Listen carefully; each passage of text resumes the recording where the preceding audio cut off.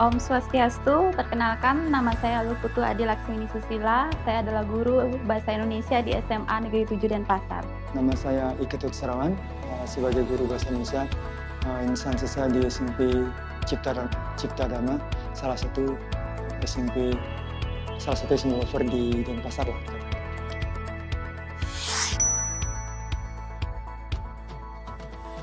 Mengajar secara online siswa di rumah selama masa pandemi ini merupakan pengalaman yang baru buat saya.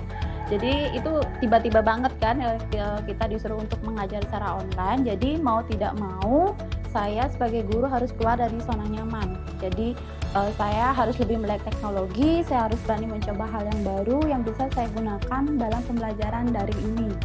Selain itu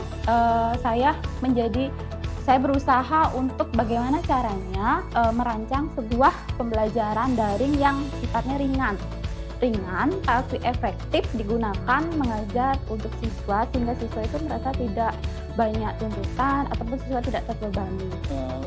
Ini sesuatu yang baru buat bukan hanya saya, para umumnya, apalagi guru-guru yang sudah berumur. Gitu. Kalau guru-guru yang sudah milenial mungkin lebih cepat beradaptasi dengan pola pembelajaran online. Kalau istilahnya daring atau online sama aja.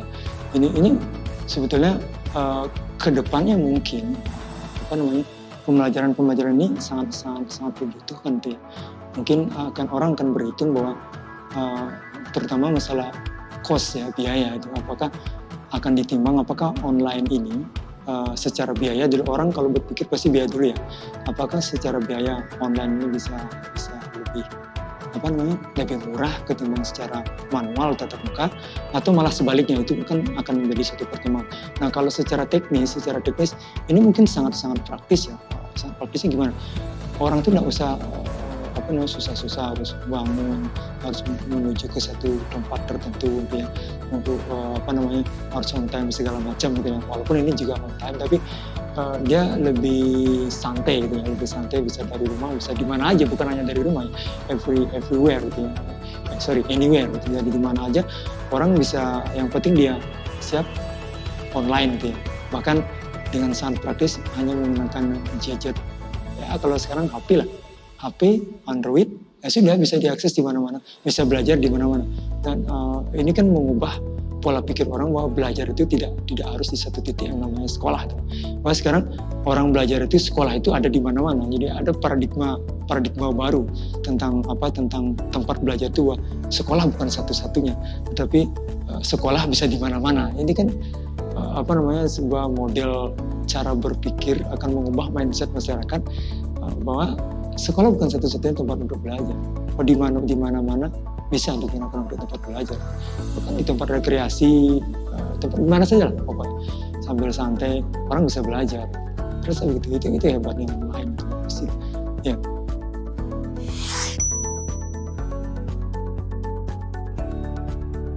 Mengajar secara online ini pertama kan itu adalah memiliki tantangan tersendiri. Tentunya dengan cara seperti ini, bagaimana tujuan awalnya kita harus ingat bahwa pengajaran online selama masa pandemi ini tujuan awalnya itu adalah bagaimana caranya membuat siswa itu lebih mudah dalam pembelajaran, mereka tidak terbebani tentunya dengan penggunaan aplikasi yang tepat. Oleh karena itu saya tidak terlalu memaksakan, saya harus menggunakan aplikasi yang kekinian ataupun aplikasi yang keren, seperti itu halnya. Jika nanti halnya itu malah membebani siswa. Oleh karena itu saya tentunya bagaimana caranya agar pembelajaran itu tidak membebani, juga membuat siswa itu tetap nyaman, penggunaannya mudah, tidak menggunakan terlalu banyak kuota pastinya, dan juga siswa dan gurunya senang. Ya salah satunya maksimalkan sekarang gini, guru harus pintar dalam memberikan tugas, sehingga tugas itu secara integratif bisa mengasah karakter anak itu. Misalnya jangan membuat tugas yang sifatnya pencitraan. Coba kamu tonton ini, mungkin dia nggak nonton seluruhnya, cuma dikit dibutuhkan, lalu di-share. Itu hati-hati dengan tugas begitu. Itu hanya menghasilkan orang yang berwatak pencitraan saja, itu berbahaya. Buat tugas sebelum dianjurkan oleh Nadiem Makarim, buat tugas yang sifatnya membangun kecakapan hidup, life skill gitu ya. Misalnya kalau saya misalnya buat tugas materinya drama, saya suruh dia membuat bermain sendiri seperti monolog, tapi teksnya singkat, nggak usah banyak-banyak. Itu nggak bisa dia bermain pencitraan. Misalnya cukup kamu buat, saya kasih dia perintah seperti ini. Cukup kamu buat menghidupkan teks drama itu 1 menit aja, jangan lebih dari 1 menit. Cari dialog yang paling seru yang menurut kalian bisa kalian improve secara maksimal. Nah, silakan dipilih bagian dialog mana yang menurut kamu bisa mainkan secara maksimal, yang ekspresif tentunya, yang bisa total kalian mainkan. Nah, jangan lama-lama. Nah, itu kan dia nggak bisa main pencitraan. Dan memang dia latih dulu sebelum lalu dia rekam. Lalu itulah yang dia share gitu loh di Google Classroom. Nah, nggak bisa tuh, hati-hati gitu loh. Atau misalnya pokoknya jangan sampai membuat tugas-tugas seperti LKS itu misalnya. Buat soal 1, 2, ABC itu agak mubazir. Mubazirnya apa? Jangan-jangan dia dibantuin jelas. Pasti dibantuin, apalagi anak SD misalnya. Dibantuin sama orang tuanya, sama kakaknya. Jangan-jangan anaknya malah tidur, yang kerja, yang sibuk itu orang tuanya. Ini kan pembunuhan karakter, tidak membangun karakter. Jadi salah satu kiat menurut saya untuk bisa memaksimalkan itu, kasihlah tugas kepada anak yang sifatnya membangun kecakapan hidup, life skill gitu. Jangan mengasih tugas yang sifatnya hanya pencitraan. Nah itu.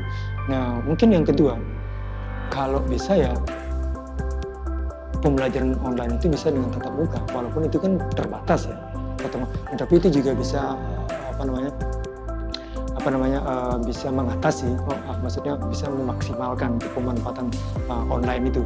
Misalnya kemarin itu kayak Zoom itu ya misalnya, kita kan itu juga dibatasi ya berapa, itu kan kita bisa tetap muka dengan anak-anak. Kita kan bisa lihat dia langsung mungkin proses kerjanya itu, responnya dia itu akan kelihatan lewat video itu gitu. Kalau sama sekali nggak ada video, wah ini agak susah juga. Salah satu cara yang menurut saya itu memberikan tugas yang berkualitas, yang memang betul-betul berbasis kepada kecakapan hidup, life skill kepada anak. Jangan hanya tugas konvensional seperti guru-guru mengerjakan LKS yang mohon maaf yang kurang bermakna lah, pembelajaran seperti itu. Yang itu akan bisa dibohongi, dicitrakan dengan cara apa? Orang lain yang malah mengerjakan hal itu. Saya rasa seperti itu.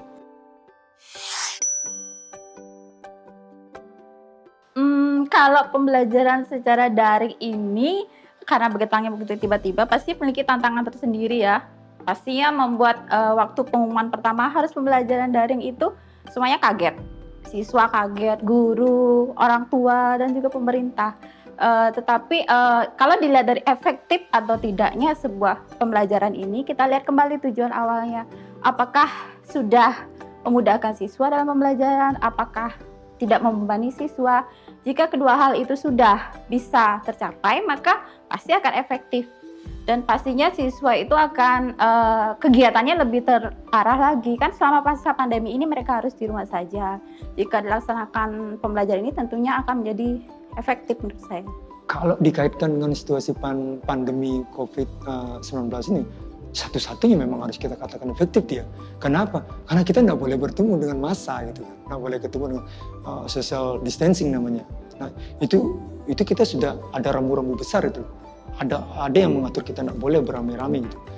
Mau tidak mau menurut saya malah satu-satunya cara untuk mengatasi situasi itu supaya kita tetap belajar jalan terus gitu loh, sambil menunggu wabah ini kan, ya harus online gitu loh. Menurut saya itu pilihan yang sangat tepat gitu loh, sangat tepat gitu loh.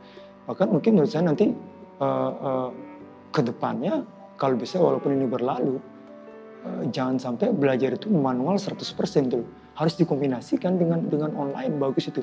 Itu salah satu upaya supaya guru itu tetap punya kecakapan IT gitu loh. Jangan sampai guru itu terlalu zona nyaman hanya mengajar di kelas dengan media-media terbatas itu. Kalau bisa ya harus itu loh. Ini juga bagusnya gini, efektifnya apa daring itu. Ke depan nanti kalau bisa guru yang tidak masuk misalnya, walaupun dia tidak masuk, dia bisa ngasih tugas lewat online. Anak-anak tinggal silakan diatur definisi anak-anak bawa HP atau apa. Sekolah bisa menyediakan fasilitas itu misalnya.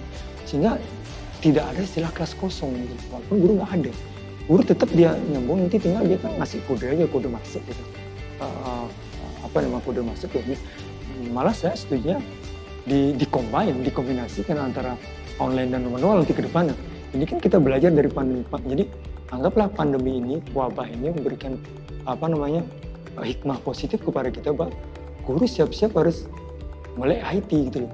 Bahwa pembelajaran jangan coba-coba guru itu hanya nyaman di zona pengajaran manual aja, tapi guru harus siap-siap bisa mengemas pembelajaran secara online gitu loh. Itu bagus, nanti saya pikir negara maju akan begitu, nanti kita akan bergerak ke sana gitu loh. Bukan hanya manual gitu, bukan hanya manual. Suka dukanya kalau dari sebagai guru, pertama pastinya akan ada hal yang beda. Awalnya kita kan biasa mengajar tatap muka dengan murid, nah sekarang harus lewat ya laptop lah, HP. Nah sekarang kalau dengan sistem seperti ini, sukanya ataupun dukanya, yang dari sukanya dulu ya. Kalau dari sukanya, jadinya saya sebagai guru akan semakin termotivasi. Awalnya kan saya itu tergolong yang menikmati hanya tatap muka aja, senang tatap muka dengan murid. Padahal ada sistem pembelajaran daring yang tentunya bisa saya manfaatkan lebih maksimal lagi. Nah dengan adanya ini, jadinya saya lebih termotivasi, saya lebih mengenal lagi tentang apa itu pembelajaran daring. Siswa pun demikian. Kemudian kalau dari segi dukanya, dari segi sebagai ibu rumah tangga, pastinya kan anak juga sama harus belajar di rumah. Sedangkan dari satu sisi saya harus memaksimalkan waktu saya untuk anak didik saya. Jadi mau tidak mau saya harus memberikan pelayanan ekstra, kemudian kepada anak saya pelayanan ekstra. Jadi untuk waktu saya pun harus lebih banyak, lebih lelah. Ya itu yang pertama, lebih lelah kalau untuk pembelajaran secara daring ini. Kemudian tidak bisa berinteraksi langsung dengan siswa. Kalau di kelas kan enak, bisa ngobrol, bisa sambil ketawa-ketawa, semua lelah, capek guru tuh hilang ketika di kelas. Tapi kalau pembelajaran daring kan kita ada media yang mau untuk membatasi.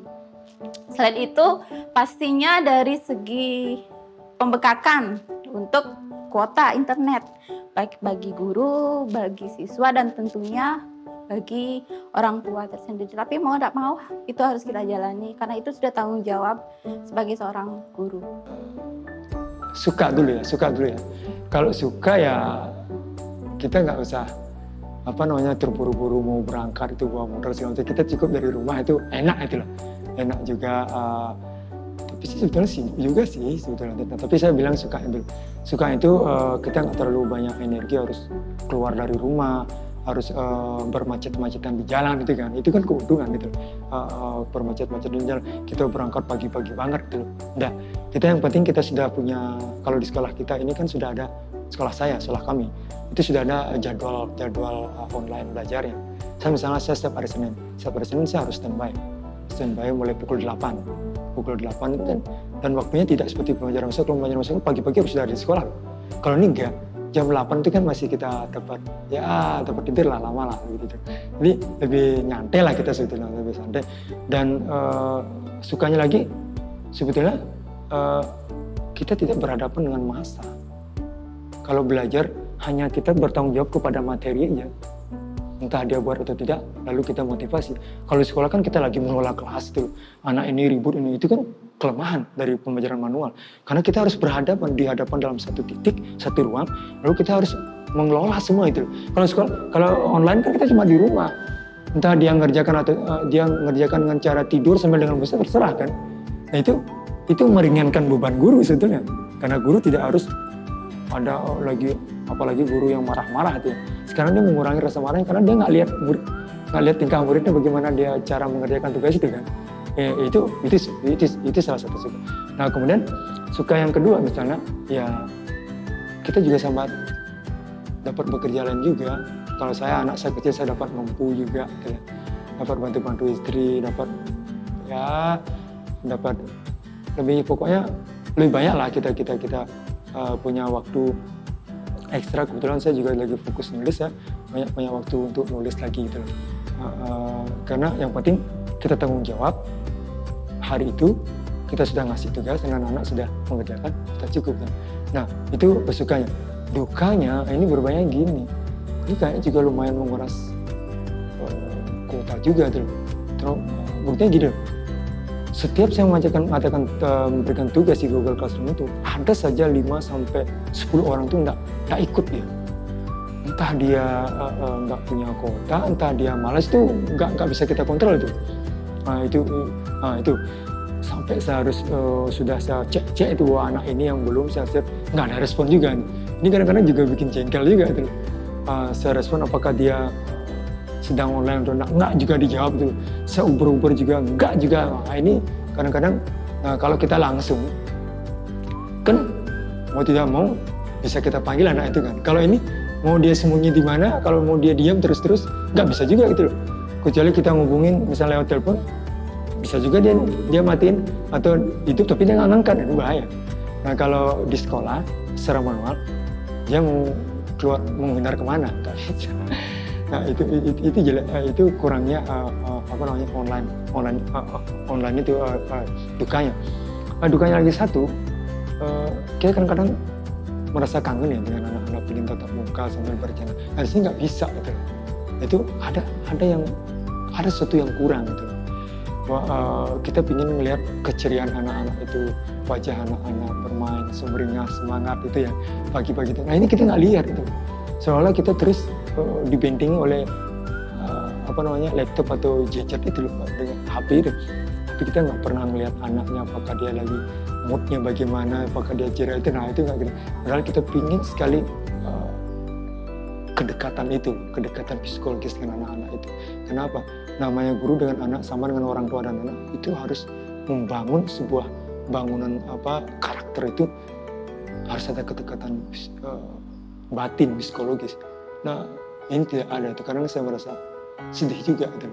Nggak kadang kangen juga dengan anak, tapi ya karena alasan social distancing ini ya mau tidak mau ya kita harus terima seperti itu kenyataannya. Nah, itu salah satu dukanya. Kemudian ya modal juga kuota cepat habis juga berpengaruh banget juga itu. Memang satu sisi inilah kemudian untuk mengantisipasi duka ini, anggaplah kelemahan ini, mungkin harusnya sekolah atau pemerintah bisa mensubsidi. Karena begini, tidak semua orang, bahkan semua orang tua ketika masa pandemi ini pendapatannya berkurang banget gitu. Bahkan yang bekerja di pariwisata misalnya hanya sebagai guide atau sopir, total pemasukan tidak ada. Nah satu sisi kalau kita online, kasihan orang tua untuk penghasilan untuk makan aja dia mungkin sudah gonjang-ganjing gitu. Belum lagi harus target beli puasa itu kasihan juga gitu. Itu sebabnya ke depan ini kalau mudah-mudahan ini tidak lagi terjadi, kalaupun harus ada antisipasi, harus ada subsidi server ya dari sekolah. Dia mungkin cuma bermodal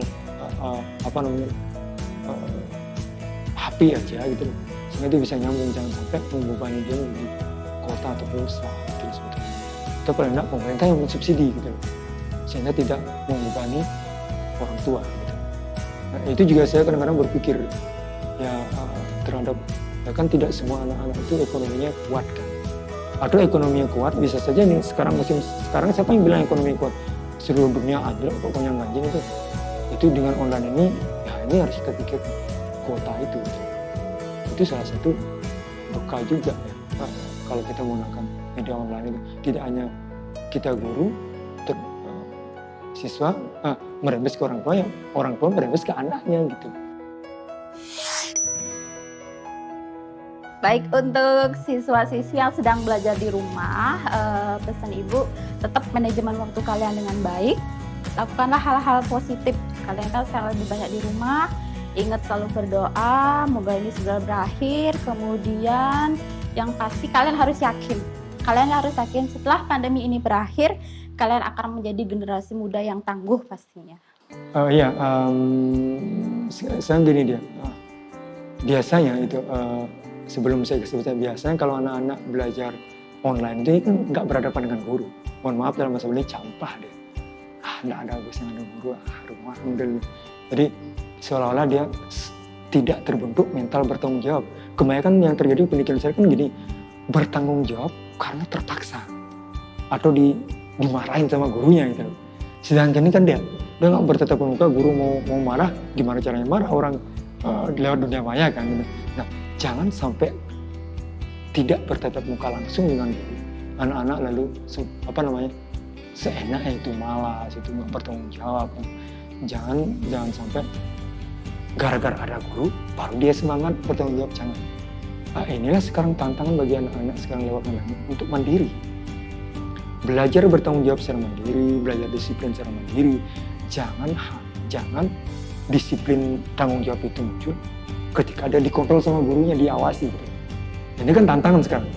Kalau sekarang nggak bisa bertatap muka, ada awasan dengan guru. Gitu. Apakah kalian hanya cuma tidur-tidur? Ya kan enggak. Gitu. Ini tantangan. Bagaimana mulai sekarang ini juga peran orang tua penting juga ya. Karena guru tidak bisa mengontrol secara langsung. Itu peran orang tua juga, bagaimana inilah saatnya bagi anak-anak untuk bisa mandiri. Mandiri apa? Disiplin, mendidik dirinya disiplin secara mandiri, bangun secara teratur misalnya, membantu orang tua, melakukan pekerjaan yang dia mungkin orang tua ngasih dia tanggung jawab itu, harus tanggung jawab itu. Karena sekolah cuma ngasih tanggung jawab hanya sebatas pembelajaran saja gitu. Di rumah otomatis banyak pekerjaan kan. Mungkin orang bekerja sama dengan orang tua harus memberikan mungkin semacam schedule ya, jadwal kepada anak supaya setiap hari itu dia punya aktivitas. Walaupun aktivitas jangan sampai keluar ya. Karena ini harus stay at home gitu. Terus lockdown harus terbatas di rumah. Gitu. Mungkin orang tua ya itu harus saatnya juga sekarang orang tua harus sadar merasakan bagaimana beratnya sebetulnya mendidik anak gitu. Nah, ini kan banyak yang sampai dulu kan orang tua gampang itu tanggung jawab guru kan. Kalau ada guru murid yang tidak disiplin, misalnya kebut-kebutan atau dia berkelahi, banyak masyarakat itu menuduh guru langsung. Bahkan ada oknum orang tua menuduh guru juga, gurunya dibilang nggak becus itu kan. Nah sekarang coba rasakan, banyak orang tua kemudian mengeluh ngurus anak 1-2 aja. Nah udah ini dia udah kelimpungan begini. Kok saya jadi repot saya padahal ngurus 1-2 anak. Belum urusan 30 anak kan, 40 anak siswa ya. Nah itu ya inilah menjadi cermin bagi orang tua bahwa mendidik itu tidak gampang. Dengan adanya online ini, pembelajaran buat anak-anak bahwa disiplin bertanggung jawab itu jangan karena hanya dikontrol, tetapi harus ada inisiatif secara mandiri. Bahwa disiplin itu penting untuk diri sendiri. Bertanggung jawab itu karakter-karakter yang lain itu harus dibangun secara mandiri. Jangan menunggu orang lain. Karena apa? Karena itu akan menjadi modal untuk pribadi, personal orang itu. Untuk apa? Ya untuk berpengaruh juga dalam hal untuk kesuksesan, untuk masa depan dan lain sebagainya mungkin. Jadi sekali lagi saya tekankan untuk anak-anak, jangan gara-gara secara online nggak ketemu guru, seenaknya aja gitu. Seenaknya saja mengumbar malasnya, hanya makan tidur aja. Tetapi ini momen untuk anak-anak bangkit, sadar bahwa harus mandiri, membangun karakter dari dalam diri sendiri. Saya rasa seperti itu. Iya, satu pesan saya misalnya yang paling saya sering omongkan ke guru-guru, ke rekan-rekan gue adalah jangan memberikan tugas kepada anak yang sifatnya pembelajaran itu ya pembelajaran. Jangan berikan pembelajaran secara online itu yang sifatnya tidak menumbuhkan skill hidup itu, kecakapan itu. Model-model mengerjakan tugas soal-soal objektif itu yang sifatnya teoritis yang hanya dipakai untuk sesaat. Habis itu nggak kepake gitu.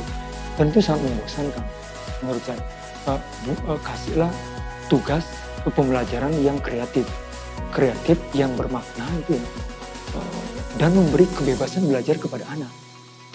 Jadi pembelajaran itu menyenangkan, tidak terasa menyenangkan, tetapi dia bermakna bagi hidupnya. Jangan ngasih pembelajaran atau tugas yang sifatnya sesaat. Materi sekarang untuk menjawab ini, setelah itu selesai. Itu menurut saya pembelajarannya kurang bermakna dia, kurang berbobot. Atau membuat pembelajaran soal jawab objektif itu kan tidak kreatif. Itu membosankan banget gitu. Tapi buatlah kasihlah pembelajaran yang menarik, yang membutuhkan, sekali lagi satu tekanan adalah menanamkan kecakapan hidup itu. Dan ini tidak gampang sebetulnya. Kenapa? Karena selama ini banyak guru-guru yang sudah biasa dengan pola pengajaran yang konvensional. yang seperti kemarin-kemarin dulu. Saya tidak menyebut guru dulu itu tidak baik, tidak. Model-model pembelajaran dulu gitu loh. Dengan hanya bergantung kepada kesaktian buku, LKSM buku, lalu anak-anak itu didaldal, didumpal dengan materi. Padahal sehingga lahirlah generasi yang dikhawatirkan oleh Pak Menteri Nadiem Makarim, generasi yang menghafal, generasi yang tidak yang tidak responsif terhadap lingkungan, karena dia cuma bisa menghafal, hanya cuma tahu teori. Padahal di lapangan tidak membutuhkan itu. Di lapangan membutuhkan orang yang punya skill, kecakapan hidup yang tinggi, cepat beradaptasi. Nah, itu guru sekarang itu harus membaca situasi lapangan sekarang itu seperti apa. Nah, sehingga guru punya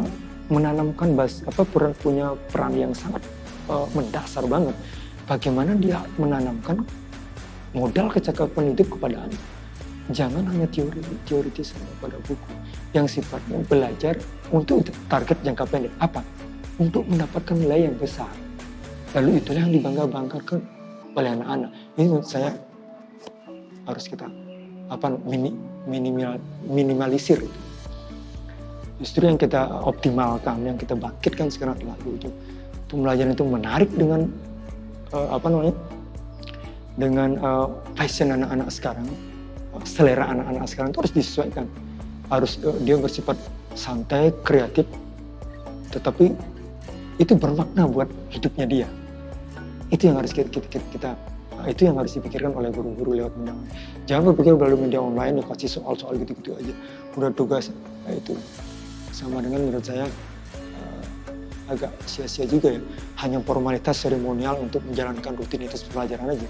Tetapi pembelajaran itu tidak menjadi bermakna menurut saya ya kurang pembelajaran itu menjadi kurang bermakna aja menurut saya seperti itu. Untuk rekan-rekan guru, pesan saya tetap semangat. Bagaimanapun ini adalah tugas kita, tetap semangat memberikan pelajaran daring selama masa pandemi ini. Selalu berikan motivasi yang positif kepada siswa, berikanlah yang terbaik untuk siswa kita. Walaupun apa yang kita lakukan itu belum sempurna, tetap semangat.